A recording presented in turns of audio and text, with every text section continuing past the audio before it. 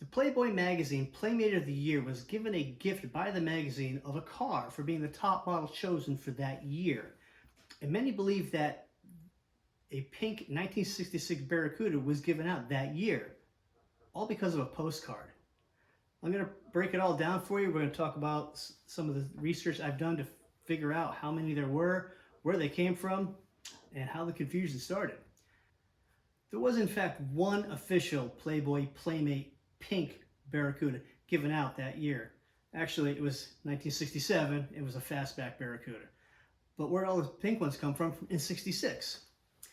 Well, it seems it was just an advertising campaign, right?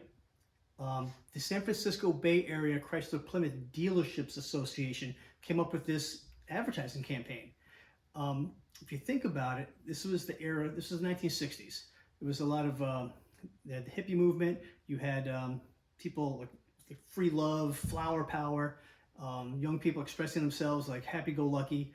And Playboy magazine was kind of associated with that kind of lifestyle. So the Dealership Association kind of grabbed onto that movement and incorporated that into its advertising. And what we found is that they came up with a postcard as a promotional item. And it was a beautiful postcard. It's a shot of the San Francisco bridge. They had a pink 66 Barracuda, a young lady wearing clothing of the era. Of course, it looked great. It also said right on the front, "Go, Playmate Plymouth Barracuda." Right there, people would instantly start to think, hey, it's Playmate pink, right? Great. Couldn't be further from the truth. It was merely an ad campaign. The back of this advertising actually says it's a swinging car for swinging people. I found that there were initially 10 cars ordered. They were all built in the Los Angeles, California assembly plant. They all had, on the fender tags, the paint code 999, which is indicated for a special paint job. That's confirmed. I found some people who had claimed they had one of the original 10. Some of them had some documentation, some did not. I was able to piece together enough to get at least what I thought was a good data set. I got 5 decent fender tags with the SO numbers that are really close together. Now the SO number is obviously the shipping order number. It's issued when the order form is input into the computer system to create the build record, which gives you the date they expected the cars to begin assembly, right? Not the day they were actually started, but the day they're expected. Now, of the cars that I did get some good information off of, most of them, I should say all of them, had a SO number of the first 3 digits started with a 5. All of them. 510, 513, 513. One of them I get a partial fender tag, so I don't have that part of it. The one after that would be 527. All in the month of May 1966, these cars were scheduled to begin their assembly at the Los Angeles plant.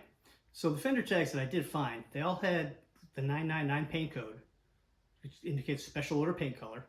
They had under the uppercase E on the fender tag, a number 1 indicating the California Clean Air package, which was mandatory on all cars sold in California at the time and would have been installed right at the factory in Los Angeles at that assembly location.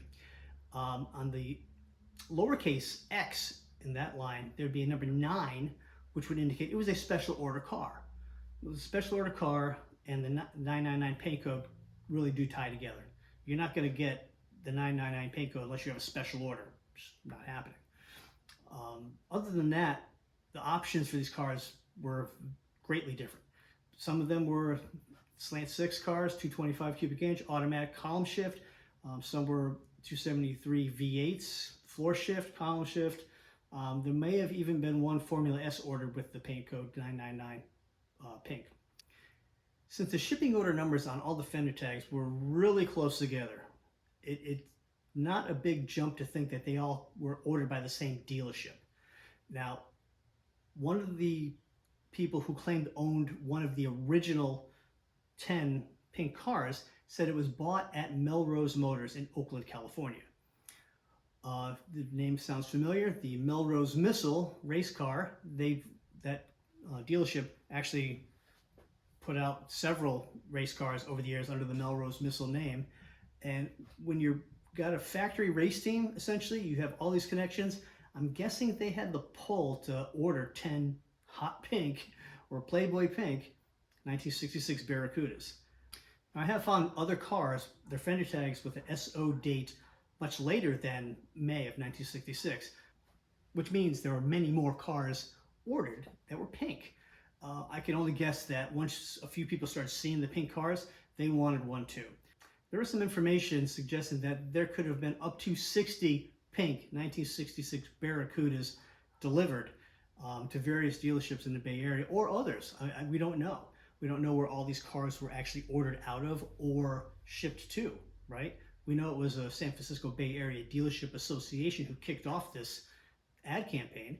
One would assume they maybe stayed in that area, but we just don't know. Many people have claimed to have owned them. They have scrapped them throughout the years. We know this happens, but many more than the original 10. It's also been suggested that maybe these were giveaway cars by the Mary Kay Cosmetics Corporation. We know that they were giving out cars at the end of their calendar year for their best sales associates, but they did not start their car giveaway until 1969, and they only gave out Cadillac Coupe de Villes. No pink Barracudas for the cosmetics. Not possible.